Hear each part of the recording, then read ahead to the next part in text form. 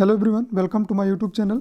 दोस्तों, आज की वीडियो में हम नवोदय विद्यालय समिति में आई हुई इलेक्ट्रीशियन कम प्लम्बर का सेट नंबर 3 सॉल्व करने वाले हैं। इस सेट में टोटल 60 क्वेश्चन दिए गए हैं। पिछली वीडियो में हम लगभग 2 सेट को कर चुके हैं। यदि आपने पिछली वीडियो अभी तक नहीं देखी है तो आप चैनल पर जाकर जरूर देखें, क्योंकि ये क्वेश्चन आपके लिए काफ़ी हेल्पफुल साबित होने वाले हैं। दोस्तों, इस वीडियो में भी हम पिछली वीडियो की तरह करने वाले हैं। मैं क्वेश्चन पढ़ूंगा। क्वेश्चन पढ़ने के बाद आपको लगभग 2 से 3 सेकंड का टाइम दूंगा। आपको अपना राइट आंसर एक पेज पे लिखना है। पेज पे लिखने के बाद आपको हमारे द्वारा बताए गए राइट आंसर से मिलान करना है। मिलान करने के बाद वीडियो कंप्लीट होने के बाद में आपको कमेंट करके हमें बताना है कि आपने कितने क्वेश्चन सही किए। तो चलिए क्वेश्चन को शुरू करते हैं। पहला क्वेश्चन दिया गया है, किसी डीसी जनरेटर में इंटरपोल फील्ड कॉयल जुड़ी होती है। तो यहाँ पे ऑप्शन दिया गया है, आर्मेचर बाइंडिंग के साथ सीरीज में, आर्मेचर बाइंडिंग के साथ समांतर में, लोड के साथ सीरीज में, या फिर लोड के साथ समांतर में। तो इसका राइट आंसर आपको गेस करना है। चलिए, इसका राइट आंसर होगा आर्मेचर बाइंडिंग के साथ सीरीज में। ऑप्शन नंबर ए सही होगा। अगला क्वेश्चन, इलेक्ट्रिक बूस्टर के लिए किस प्रकार का जनरेटर उपयोग किया जाता है। तो यहाँ पे इसका ऑप्शन दिया गया है, series generator, shunt generator, compound generator, या फिर इनमें से कोई भी, या आप सभी कह सकते हैं। इसका राइट आंसर होगा सीरीज जनरेटर। ठीक है, तो इलेक्ट्रिक बूस्टर के लिए हम सीरीज जनरेटर का इस्तेमाल करते हैं। अगला क्वेश्चन, किसी पूर्णतः आवेशित लेड एसिड बैटरी का विशिष्ट गुरुत्व क्या होता है। तो यहाँ पे ऑप्शन दिया गया है 1500, 1600, 1280 या फिर 2580। तो यहाँ पे आपको इसका राइट आंसर बताना है। इसका राइट आंसर होगा 1280। अगला क्वेश्चन देखते हैं,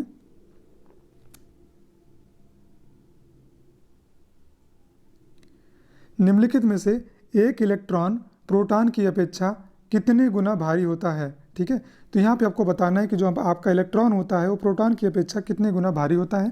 तो यहाँ पे आपको ऑप्शन दिया गया है 2 गुना, 10 गुना, 184 गुना, या फिर 1840 गुना। तो आपको इसका राइट आंसर बताना है। इसका राइट आंसर होगा 1840 गुना। अगला क्वेश्चन है, निम्नलिखित में से किस लैंप का रेजिस्टेंस अधिक होगा। तो यहाँ पे आपको कुछ लैंप दिए गए हैं और बताना है कि किसका रेजिस्टेंस सबसे ज़्यादा होगा। तो यहाँ पे ऑप्शन दिया गया है 10 वाट 250 वोल्ट, 50 वाट 250 वोल्ट, 60 वाट 250 वोल्ट, 100 वाट 250 वोल्ट। तो इसका राइट आंसर आपको बताना है। तो यहाँ पे इसका राइट आंसर होगा 10 वाट 250 वोल्ट, क्योंकि वाटेज जितनी कम होगी रेजिस्टेंस उसका उतना ज़्यादा होगा। ठीक है, अगला क्वेश्चन, एक एवोमीटर को माप सकता है। ठीक है, तो एक एवोमीटर जो होता है वो किसको माप सकता है। तो यहाँ पे इसका ऑप्शन दिया गया है, करंट पावर प्रतिरोध को, करंट ईएमएफ प्रतिरोध को, करंट पावर फैक्टर फ्रीक्वेंसी को, या फिर सभी को। तो यहाँ पे इसका राइट आंसर आपको बताना है। तो एक एवोमीटर जो होता है वो करंट, पावर फैक्टर और फ्रीक्वेंसी तीनों को ही माप सकता है। तो यहाँ पे इसका राइट आंसर सी होगा। अगला क्वेश्चन देखते हैं। अगला क्वेश्चन है, किसी SPF6 सर्किट ब्रेकर का क्रियाशील वोल्टेज क्या होता है। तो यहाँ पे ऑप्शन दिया गया है 36 kV से 760 kV, 11 kV से 415 kV, या फिर 11 kV से 22 kV, या फिर 110 वोल्ट से 500 वोल्ट। तो यहाँ पे इसका राइट आंसर आपको बताना है। इसका राइट आंसर होगा 36 kV से 760 kV। ठीक है, ऑप्शन नंबर ए सही होगा। अगला क्वेश्चन, AC सर्किट ब्रेकर में फॉर्म फैक्टर का मान कितना होता है। तो यहाँ पे पूछा गया है कि AC सर्किट ब्रेकर में फॉर्म फैक्टर का मान कितना होगा। ऑप्शन यहाँ पे दिया गया है 2.1, 1.11, 1.10, 11.1। ठीक है, तो यहाँ पे इसका राइट आंसर आपको बताना है। तो यहाँ पे राइट आंसर क्या होगा, 1.11। ठीक है, AC सर्किट ब्रेकर का जो फॉर्म फैक्टर होता है वो 1.11 होता है। यहाँ पे राइट ऑप्शन आपका बी सही होगा। अगला क्वेश्चन, निम्नलिखित में से कम्यूटेटर सेगमेंट के मध्य प्रयोग किया जाने वाला अचालक पदार्थ क्या होगा। यहाँ पे चालक लिखा है, यहाँ पे आप अचालक कर लीजिएगा। तो यहाँ पे अचालक पदार्थ आपको बताना है कि क्या होगा। तो यहाँ पे ऑप्शन दिया गया है लकड़ी, कपड़ा, अभ्रक या फिर वर्निश। तो यहाँ पे राइट आंसर आपको बताना है क्या होगा। तो यहाँ पे इसका राइट आंसर होगा अभ्रक। ठीक है, जो हमारा कम्यूटेटर सेगमेंट होता है उसके बीच हम लोग जो इंसुलेटर का प्रयोग करते हैं वो अभ्रक का प्रयोग करते हैं। ठीक है, यहाँ पे आप क्वेश्चन सही कर लीजिएगा, यहाँ पे अचालक पदार्थ होगा। अगला क्वेश्चन, स्थायी चुंबक बनाने के लिए उपयोगी सामग्री है। तो यहाँ पे पूछा गया है स्थायी चुंबक बनाने के लिए क्या उपयोग किया जाता है। तो ऑप्शन दिया गया है कोबाल्ट, कार्बन इस्पात, निकिल या फिर नरम लोहा। तो इसका राइट आंसर आपको बताना है। तो इसका राइट आंसर होगा कार्बन इस्पात। ठीक है, अगला क्वेश्चन, निम्नलिखित में से लेड एसिड बैटरी की वाट घंटे क्षमता कितनी होती है। तो यहाँ पे ऑप्शन दिया गया है 40 से 50%, 80 से 85%, 90 से 100% या फिर इनमें से कोई नहीं। तो यहाँ पे इसका राइट आंसर आपको बताना है। तो यहाँ पे इसका राइट आंसर होगा 80 से 85%। ठीक है, लेड एसिड बैटरी की जो वाट घंटे क्षमता होती है वो 80 से 85% होती है। अगला क्वेश्चन देखते हैं, किसी अल्टरनेटर में एक्साइटर के रूप में क्या प्रयुक्त होता है। ठीक है, ऑप्शन दिया गया है AC generator, series generator, shunt generator या फिर डायनेमो। तो इसका राइट आंसर क्या होगा। इसका राइट आंसर होगा शंट जनरेटर। ठीक है, किसी अल्टरनेटर में एक्साइटर के रूप में हम शंट जनरेटर का प्रयोग करते हैं। अगला क्वेश्चन देखते हैं,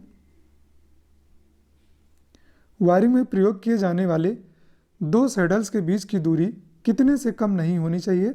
तो वायरिंग में जो सैडल प्रयोग किए जाते हैं उनके बीच की दूरी किससे कम नहीं होनी चाहिए। ऑप्शन दिया गया है 90 सेंटीमीटर, 60 सेंटीमीटर, 50 सेंटीमीटर या फिर 25 सेंटीमीटर। तो इसका राइट आंसर आपको बताना है। इसका राइट आंसर होगा 25 सेंटीमीटर। अगला क्वेश्चन, स्विच सॉकेट आदि में टर्मिनल बनाने के लिए किस सामग्री का प्रयोग किया जाता है। तो यहाँ पे टर्मिनल बनाने वाली सामग्री का नाम पूछा जा रहा है, कौन सा पदार्थ या मटेरियल यूज़ करते हैं। तो ऑप्शन दिया गया है सोना, चांदी, लोहा या फिर पीतल। तो इसका राइट आंसर आपको बताना है। तो इसका राइट आंसर होगा पीतल का। ठीक है, इसका आंसर लगभग सभी को पता होगा। अगला क्वेश्चन देख लेते हैं, निम्नलिखित में से बस बार में प्रयोग की जाने वाली धातु है। तो यहाँ पे बस बार में प्रयोग की जाने वाली धातु का नाम आपको बताना है। ऑप्शन दिया गया है एल्यूमिनियम, कठोर खींचा तांबा या फिर लोहा या फिर इनमें से कोई भी या सभी। तो यहाँ पे इसका राइट आंसर क्या होगा। तो यहाँ पे इसका राइट आंसर होगा बस बार बनाने के लिए कठोर खींचा तांबे का प्रयोग किया जाता है। ऑप्शन नंबर बी सही होगा। अगला क्वेश्चन देख लेते हैं, निम्नलिखित में से सामान्य भूमि में विद्युत पंखे की भूमि में दबाई गई लंबाई होती है। तो यहाँ पे देखिए पूछा गया है विद्युत खंभा, यहाँ पे क्वेश्चन देखिए पूछा जा रहा है कि निम्नलिखित में से सामान्य भूमि में विद्युत खंभे की भूमि में दबाई गई गहराई या लंबाई क्या होती है। ठीक है, तो जो हमारा जो विद्युत खंभा होता है उसका कितना भाग जमीन में या भूमि में दबाया जाता है। तो यहाँ पे ऑप्शन दिया गया है 1/2 भाग, 1/3 भाग, 1/5 भाग या फिर 1/6 भाग। तो इसका राइट आंसर क्या होगा। इसका राइट आंसर होगा 1/6 भाग। ऑप्शन नंबर डी सही होगा। अगला क्वेश्चन देख लेते हैं। अगला क्वेश्चन है, जब एक ही खंभे पर वितरण लाइन तथा स्ट्रीट लाइट दोनों स्थापित हों तो खंभे की दूरी मीटर से अधिक नहीं होनी चाहिए। यहाँ पे पूछा जा रहा है कि एक ही खंभे में वितरण लाइन भी लगाई गई हो और स्ट्रीट लाइट भी लगाई गई हो। ठीक है, तो खंभे की जो दूरी है वो मिनिमम कितनी मीटर से अधिक मतलब कितने मीटर से अधिक नहीं होना चाहिए। तो यहाँ पे इसका ऑप्शन दिया गया है 10 मीटर से अधिक, 30 मीटर से अधिक, 45 मीटर से अधिक या फिर 100 मीटर से अधिक। ठीक है, तो यहाँ पे आपको राइट आंसर बताना है। तो यहाँ पे इसका राइट आंसर होगा 45 मीटर। ठीक है, 45 मीटर से अधिक दोनों खंभों के बीच की दूरी नहीं होनी चाहिए। ठीक है, अगला क्वेश्चन देख लेते हैं, प्रतिरोध क्षमता की एसआई यूनिट क्या होती है। तो यहाँ पे आपको प्रतिरोध क्षमता की एसआई यूनिट बतानी है। यहाँ पे ऑप्शन दिया गया है एमीटर, ओम, हर्ट या फिर बोल्ट।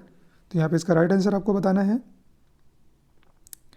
तो यहाँ पे इसका राइट आंसर ओम होगा, ऑप्शन नंबर बी सही होगा। अगला क्वेश्चन, क्लिप ऑन मीटर है, ठीक है। यहाँ पे पूछा जा रहा है कि क्लिप ऑन मीटर क्या है।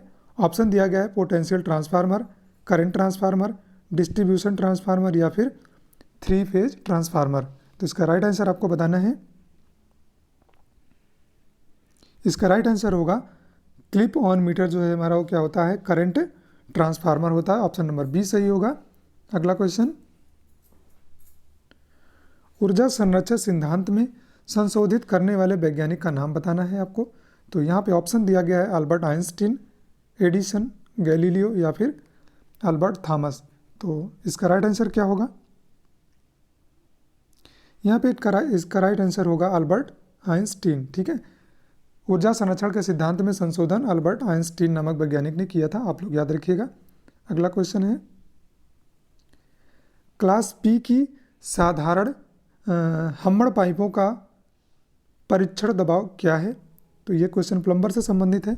तो क्लास बी की साधारण हमड़ पाइपों का परीक्षण दबाव पूछा गया है। तो यहाँ पे ऑप्शन दिया गया है 1 किलोग्राम पर सेंटीमीटर स्क्वायर, 2 किलोग्राम पर सेंटीमीटर स्क्वायर, 4 किलोग्राम पर सेंटीमीटर स्क्वायर या फिर 6 किलोग्राम पर सेंटीमीटर स्क्वायर। तो इसका राइट आंसर क्या होगा? इस क्वेश्चन को हमने प्लम्बर वाले सेट में शायद कराया था। तो इसका राइट आंसर होगा 6 किलोग्राम पर सेंटीमीटर स्क्वायर, ठीक है। अगला क्वेश्चन देख लेते हैं, मूविंग कॉयल प्रकार वाले उपकरण पर काम करते हैं। तो यहाँ पे पूछा जा रहा है कि मूविंग कॉयल प्रकार के जो उपकरण होते हैं वो किस पर कार्य करते हैं। तो ऑप्शन दिया गया है एसी और डीसी दोनों पर, या फिर सिर्फ डीसी पर, या फिर एसी आपूर्ति पर, या फिर इनमें से कोई नहीं, ठीक है। तो यहाँ पे आपको इसका राइट आंसर बताना है। चलिए, इसका राइट आंसर होगा डीसी आपूर्ति पर, ठीक है। जो मूविंग कॉयल वाले उपकरण होते हैं वो डीसी आपूर्ति पर कार्य करते हैं। अगला क्वेश्चन दिया गया है, किस प्रकार की पाइप की मरम्मत करना बहुत मुश्किल होता है?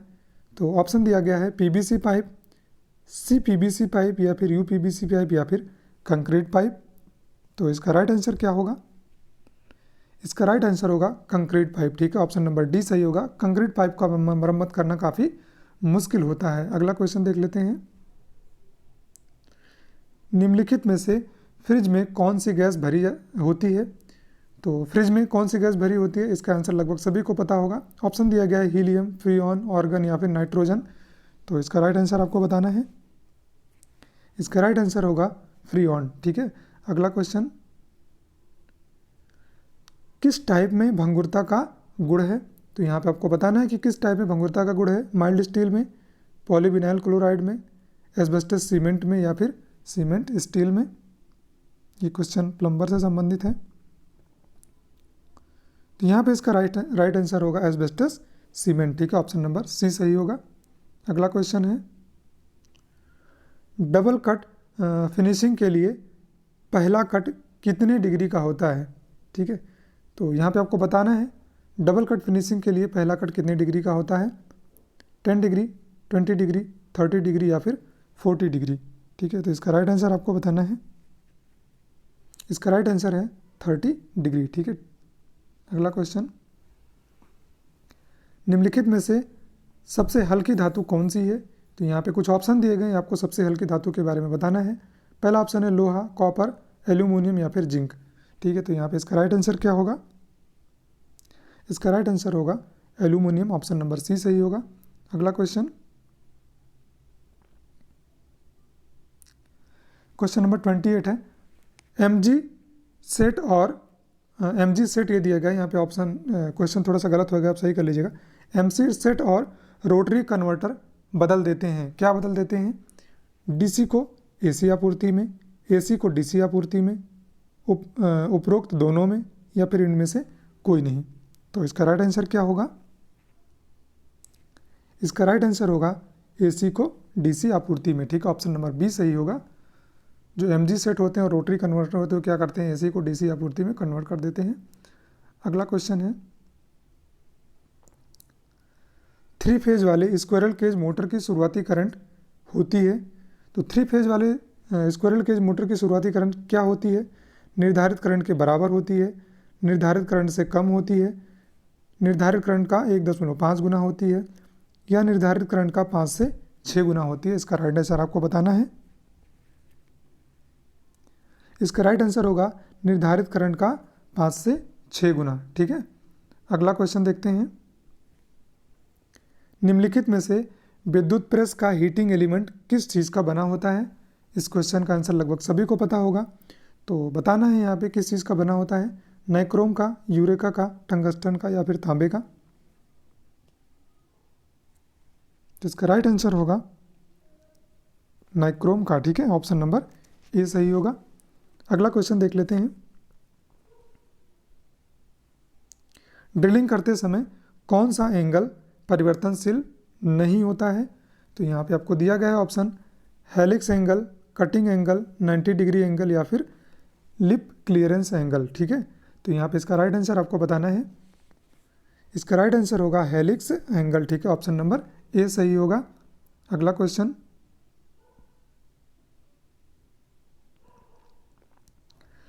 अगला क्वेश्चन है कास्ट आयरन पाइप में किस प्रकार का जॉइंट होता है? तो यहाँ पे ऑप्शन दिया गया है सॉल्वेंट जॉइंट। ठीक है, सॉकेट एंड स्पिगॉट, स्क्रू, या फिर सभी? तो आपको ऑप्शन बताना है, यह क्वेश्चन प्लम्बर से संबंधित है। तो इसका राइट आंसर क्या होगा? इसका राइट आंसर होगा सॉकेट एंड स्पिगॉट जॉइंट। ठीक है, अगला क्वेश्चन है स्वास्थ्य की दृष्टि से कई देशों में किस पाइप पर प्रतिबंध है? तो यहाँ पे ऑप्शन दिया गया है स्टील की, कास्ट आयरन की, एस्बेस्टस सीमेंट की, या फिर गैल्वेनाइज्ड आयरन की? तो यहाँ पे आपको बताना है। ये वाला क्वेश्चन हमने शायद प्लम्बर में कराया है आप लोगों को। आपने प्लम्बर वाली वीडियो देखी होगी तो आपको इस क्वेश्चन का आंसर पता होगा। तो चलिए इसका राइट आंसर देख लेते हैं। इसका राइट आंसर होगा एस्बेस्टस सीमेंट। ठीक है, कुछ देशों ने एस्बेस्टस सीमेंट की पाइपों पर प्रतिबंध लगा दिया है। अगला क्वेश्चन। सामान्यतः किस लंबाई वाले हेक्साब्लेड का प्रयोग किया जाता है? तो यहाँ पे ऑप्शन दिया गया है 50 mm, 100 mm, 200 mm, 250 mm। तो इसका राइट आंसर क्या होगा? इसका राइट आंसर होगा 250 mm। ठीक है, ऑप्शन नंबर डी सही होगा। अगला क्वेश्चन देख लेते हैं। एक अवरोधक पर चांदी वाली पट्टी के लिए सहनशीलता या टॉलरेंस क्या होती है या क्या है? तो यहाँ पे ऑप्शन दिया गया है +-10%, +-20%, +-30%, या फिर +-5%। यह क्वेश्चन काफ़ी इंपॉर्टेंट है, एग्जाम में कई बार पूछा भी गया है। तो इस क्वेश्चन का आंसर क्या होगा? +-10%। ठीक है, ऑप्शन नंबर ए सही होगा। अगला क्वेश्चन देख लेते हैं। बैक पिच शब्द आमतौर पर किसके संदर्भ में प्रयुक्त होता है? तो यहाँ पे ऑप्शन दिया गया है alternator binding, DC motor starter binding, DC armature binding, या फिर एसी मोटर बाइंडिंग? तो इस क्वेश्चन का आंसर क्या होगा आपको बताना है। इसका आंसर होगा डीसी आर्मेचर बाइंडिंग। ठीक है, तो जो हमारी बैक पिच शब्द यूज होती है वो डीसी आर्मेचर बाइंडिंग के लिए यूज होती है। अगला क्वेश्चन है कंक्रीट पाइप कलर जॉइंट में मोर्टार बनाने के लिए सीमेंट और रेत का अनुपात क्या होता है? तो यहाँ पे ऑप्शन दिया गया है 1.1, 1:1, 1:2, 2:4, 2:5। इस क्वेश्चन को हमने प्लम्बर वाले सेट में कराया था। तो इसका राइट आंसर आपको बताना है।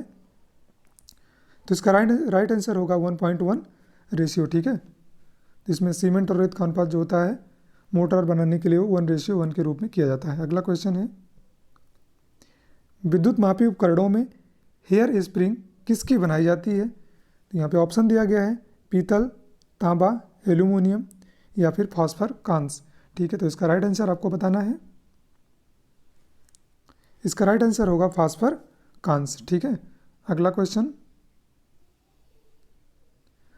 तापमान में गंभीर परिवर्तन के अधीन पाइपों के लिए किस प्रकार के जोड़ का उपयोग किया जाता है? तो यहाँ पे ऑप्शन दिया गया है flying joint, expansion joint, T joint, या फिर सभी? ठीक है, तो इसका राइट आंसर आपको बताना है। तो इसका राइट आंसर होगा एक्सपेंशन जॉइंट। ठीक है, ऑप्शन नंबर बी सही होगा। अगला क्वेश्चन। पाइप के कंपन या विक्षेपण को रोकने के लिए किस प्रकार के जॉइंट नहीं प्रयोग किए जाते हैं। ठीक है, तो यहाँ पे पूछा गया है कि पाइप के कंपन और विक्षेपण को रोकने के लिए कौन से जॉइंट का प्रयोग नहीं किया जाता है। ऑप्शन दिया गया है collar joint, rubber joint, expansion joint या फिर फ्लैंज जॉइंट। ठीक है, तो यहाँ पे आपको राइट आंसर बताना है। इसका राइट आंसर होगा फ्लैंज जॉइंट। ठीक है, ऑप्शन नंबर डी सही होगा। अगला क्वेश्चन देख लेते हैं। एक 11 kVA वाले केबल के लिए वांछित खाई या की गहराई क्या होती है। तो 11 kV केबल के लिए वांछित खाई गहराई क्या होगी। 2 मीटर, 0.5 मीटर, 0.9 मीटर या फिर 1.5 मीटर। इसका राइट आंसर आपको बताना है। इसका हमने केबल या डिस्ट्रीब्यूशन में हमने कराया था इसका कोई आंसर, तो इसका राइट आंसर क्या होगा 0.9 मीटर। ठीक है, अगला क्वेश्चन, इसको आप लोग याद रखिएगा, थोड़ा इंपॉर्टेंट भी है। अगला क्वेश्चन है स्टेपर मोटर एक होता है, स्टेपर मोटर एक क्या होता है। ठीक है, तो यहाँ पे single phase motor, 3 phase motor, DC motor या फिर एसी मोटर। तो यहाँ पे आपको राइट आंसर बताना है क्या होता है।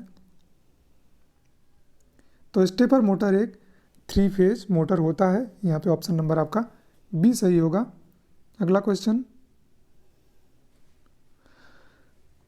अगला क्वेश्चन है अस्थायी पाइपों में किस प्रकार के जॉइंट का प्रयोग किया जाता है। तो अस्थायी पाइप में जॉइंट हम लोग यूज़ करते हैं, कौन सा जॉइंट होता है। Flange joint, collar joint, expansion joint या फिर कोई नहीं। ठीक है, तो इसका राइट आंसर क्या होगा। इसका राइट आंसर होगा फ्लैंज जॉइंट। ठीक है, ऑप्शन नंबर ए सही होगा। अगला क्वेश्चन देख लेते हैं। एक सिंगल फेज इंडक्शन मोटर की स्टार्टिंग और रनिंग वाइंडिंग के बीच इलेक्ट्रिकल एंगल कितना होता है। ठीक है, तो यहाँ पे सिंगल फेज इंडक्शन मोटर की स्टार्टिंग और रनिंग वाइंडिंग के बीच में, ठीक है, इलेक्ट्रिकल एंगल पूछा गया है कितना होता है। तो ऑप्शन दिया गया है 60 डिग्री, 90 डिग्री, 120 डिग्री या फिर 360 डिग्री। ये क्वेश्चन काफ़ी इंपॉर्टेंट है, तो चलिए इसका आंसर आपको बताना है। इसका राइट आंसर होगा 90 डिग्री, ऑप्शन नंबर बी सही होगा। अगला क्वेश्चन दिया गया है हाइड्रोमीटर किस सिद्धांत पर कार्य करता है। पहला ऑप्शन दिया गया है फ्लेमिंग, दूसरा ऑप्शन वोल्टा, तीसरा फैराडे, तीसरा आर्किमिडीज। तो इसका राइट आंसर क्या होगा। इसका राइट आंसर होगा आर्किमिडीज सिद्धांत पर। ठीक है, ऑप्शन नंबर डी सही होगा। अगला क्वेश्चन है एसी और डीसी दोनों आपूर्तियों पर कौन सा मोटर कार्य करता है या कार्य कर सकता है। तो एसी और डीसी दोनों पावर सप्लाई पे कौन सा मोटर कार्य करेगा। ऑप्शन दिया गया induction motor, compound motor, universal motor या फिर सेडेड पोल मोटर। ठीक है, तो यहाँ पे इसका राइट आंसर आपको बताना है। इसका राइट आंसर होगा universal motor, option number C सही होगा। अगला क्वेश्चन देख लेते हैं। यूपीएस का पूर्ण रूप क्या होता है। तो यहाँ पे ऑप्शन दिया गया है uninterrupted power supply, uninterrupted positive supply, under load power supply या फिर अनलिमिटेड पावर सप्लाई। ठीक है, तो यूपीएस का फुल फॉर्म आपको बताना है क्या होता है। इसका राइट आंसर होगा uninterrupted power supply, option number A सही होगा। अगला क्वेश्चन है एच सीरीज के विद्युत रोधी या ऊष्मा रोधी का सीमित तापमान है। ठीक है, तो कितना है 180 डिग्री सेल्सियस, 100 डिग्री सेल्सियस या फिर 200 डिग्री सेल्सियस या फिर 150 डिग्री सेल्सियस। तो इसका राइट आंसर होगा 180 डिग्री सेल्सियस। ठीक है, आप लोग अपना आंसर नोट करते हुए चलिएगा और मिलाते भी हुए चलिएगा, बगल में अपना राइट आंसर भी लिखते हुए चलिएगा और लास्ट में हमें कमेंट करके ज़रूर आप बताइएगा कि आपने कितने क्वेश्चन का आंसर सही किया है। ठीक है, अगला क्वेश्चन बैटरी का ट्रिकल चार्जिंग के द्वारा आवेशित होती है। तो यहाँ पे पूछा जा रहा है कि जो बैटरी में ट्रिकल चार्जिंग होती है वो किसके द्वारा आवेशित होती है। ठीक है, तो ऑप्शन दिया गया है बहुत कम करंट, बहुत अधिक करंट, पूर्ण लोड करंट या फिर कोई भी। चलिए इसका आंसर बताइए। ट्रिकल चार्जिंग क्या होती है, बहुत कम करंट पे बैटरी चार्ज की जाती है। ठीक है, तो इसका राइट आंसर होगा बहुत कम करंट। बहुत कम करंट से धीरे धीरे करके बैटरी को बूस्ट किया जाता है, उसको बोलते हैं ट्रिकल चार्जिंग। ठीक है, अगला क्वेश्चन है घरेलू मिक्सर की निर्धारित शक्ति क्या होती है। तो यहाँ पे घरेलू मिक्सर का निर्धारित पावर आपको बताना है क्या होता है। ऑप्शन दिया गया 1000 वाट, 5000 वाट, 100 से 600 वाट या फिर 2000 वाट। ठीक है, तो इसका राइट आंसर आप बताइए। इसका राइट आंसर होगा 100 से 600 वाट तक। ठीक है, अगला क्वेश्चन देख लेते हैं। प्लेट अर्थिंग के लिए पृथ्वी में गड्ढा कितने मीटर से कम नहीं होना चाहिए। ठीक है, प्लेट अर्थिंग के लिए गड्ढा कितने से कम नहीं होना चाहिए। ऑप्शन दिया गया है 1 मीटर, 2 मीटर, 3 मीटर या फिर 4 मीटर। तो इसका राइट आंसर आपको बताना है। इसका राइट आंसर होगा इसका राइट आंसर होगा 3 मीटर। ठीक है, ऑप्शन नंबर सी सही होगा। ठीक है, 3 मीटर यहाँ पे इसका राइट आंसर होगा, ऑप्शन ए नहीं होगा। अगला क्वेश्चन देख लेते हैं। इंडक्शन मोटर का स्टेटर किस धातु का बना होता है। तो यहाँ पे आपको बताना है इंडक्शन मोटर का स्टेटर जो होता है वो किस धातु से बना होता है। तो ऑप्शन दिया गया है आपका तांबे से, कच्चे लोहे से, सिलिकॉन स्टील से या फिर एल्यूमिनियम से। तो यहाँ पे इसका राइट आंसर क्या होगा। इसका राइट आंसर होगा सिलिकॉन स्टील का बना होता है। ठीक है, अगला क्वेश्चन है। कौन सा नियम बताता है कि जंक्शन पर करंट के मिलने का बीजगणितीय योग शून्य होता है। ठीक है, तो कौन सा नियम बताता है कि किसी भी नोड पे मिलने वाली, आने वाली और जाने वाली करंट का मान बराबर होता है। ठीक है, तो ये आपको बताना है। यहाँ पे क्या आपका राइट आंसर क्या होने वाला है। ऑप्शन दिया गया है ओम का नियम, किरचॉफ का करंट नियम, किरचॉफ का वोल्टेज नियम या फिर लेंज का नियम। तो यहाँ पे राइट आंसर इसका होगा किरचॉफ करंट नियम। ठीक है, किरचॉफ का करंट नियम। ठीक है, अगला क्वेश्चन। निम्नलिखित में से एसी को डीसी में कौन बदलता है। ऑप्शन दिया गया है ट्रांसफार्मर, जनरेटर, डायनमो या फिर इन्वर्टर। तो इसका राइट आंसर आपको बताना है। इसका राइट आंसर होगा इन्वर्टर, ऑप्शन नंबर डी सही होगा। अगला क्वेश्चन देख लेते हैं। निम्नलिखित में से किसी भी वायरिंग का इंसुलेशन रेजिस्टेंस किससे कम नहीं होना चाहिए। तो यहाँ पे ऑप्शन दिया गया है 1 मेगा ओम, 2 मेगा ओम, 0 ओम या फिर अनंत। ठीक है, तो यहाँ पे आपको बताना है कि निम्नलिखित में से किसी भी वायरिंग का इंसुलेशन रेजिस्टेंस कितने से कम नहीं होना चाहिए। ठीक है, ये इंपॉर्टेंट क्वेश्चन है। तो इसका राइट आंसर होगा 1 mega ohm, option number A सही होगा। अगला क्वेश्चन देख लेते हैं। निम्नलिखित में से डीसी सप्लाई का फॉर्म फैक्टर हमेशा क्या होता है। ठीक है, डीसी सप्लाई का फॉर्म फैक्टर क्या होता है, नेगेटिव, पॉजिटिव, 0.5 या फिर यूनिटी। तो इसका राइट आंसर आपको बताना है। इसका राइट आंसर है यूनिटी। ठीक है, ऑप्शन नंबर डी सही होगा। अगला क्वेश्चन देख ले रहे हैं। 1 किलो कैलोरी किसके बराबर होती है। तो यहाँ पे ऑप्शन दिया गया है 4180 जूल, 41.80 जूल, 1200 जूल या फिर 500 जूल। तो इसका राइट आंसर क्या है। इसका राइट आंसर है 1 कैलोरी 4180 जूल के बराबर होती है, ऑप्शन नंबर ए सही होगा। अगला क्वेश्चन देखते हैं। SCR एक है। SCR के बारे में पूछा जा रहा है कि SCR एक क्या है। तो SCR ऑप्शन दिया गया है full wave rectifier, half wave rectifier, transistor या फिर इनमें से कोई नहीं। तो इसका राइट आंसर आपको बताना है। दोस्तों यहाँ पे इसका राइट आंसर होगा SCR आपका एक हाफ वेव रेक्टिफायर होता है। ठीक है, अगला क्वेश्चन देख लेते हैं। अगला क्वेश्चन देखने से पहले दोस्तों पिछले सेट में हमने क्वेश्चन नंबर 10 में कई स्टूडेंट हमको बार बार कमेंट कर रहे हैं कि सर इसका आंसर गलत है। तो वहाँ पे आप ये समझ लीजिए कि जो 10 नंबर क्वेश्चन था उस क्वेश्चन में थोड़ी सी मिस्टेक हो गई थी। उसमें पूछा गया था कि ट्रांसमिशन लाइन में स्टेप डाउन के लिए किस प्रकार की बाइंडिंग प्रयोग की जाती है। ठीक है, ट्रांसमिशन लाइन में जो आपका ट्रांसमिशन लाइन होता है, डिस्ट्रीब्यूशन की बात नहीं की जा रही है, ट्रांसमिशन लाइन में स्टेप डाउन करने के लिए जो हमारे ट्रांसफार्मर होते हैं उसमें कौन सी बाइंडिंग यूज होती है। ठीक है, तो वहाँ पे उसका राइट आंसर जो है वो क्या है, स्टार और डेल्टा ही है। ठीक है, इसमें आप लोग कंफ्यूज ना होइए बार बार। उसका राइट आंसर स्टार डेल्टा होगा, क्योंकि देखिए जो हमारा ट्रांसमिशन लाइन होता है वहाँ पे स्टेप डाउन करने के लिए जो है वो स्टार और डेल्टा कनेक्शन का यूज़ किया जाता है। क्योंकि देखिए समझिए बात को, ये जो हमारी स्टार बाइंडिंग होती है, स्टार बाइंडिंग में आप यहाँ पे देख सकते हैं। पहले मैं बाइंडिंग बना लेता हूँ, उसके बाद मैं आपको समझाने की कोशिश करता हूँ। ये आपकी स्टार बाइंडिंग हो गई। ठीक है,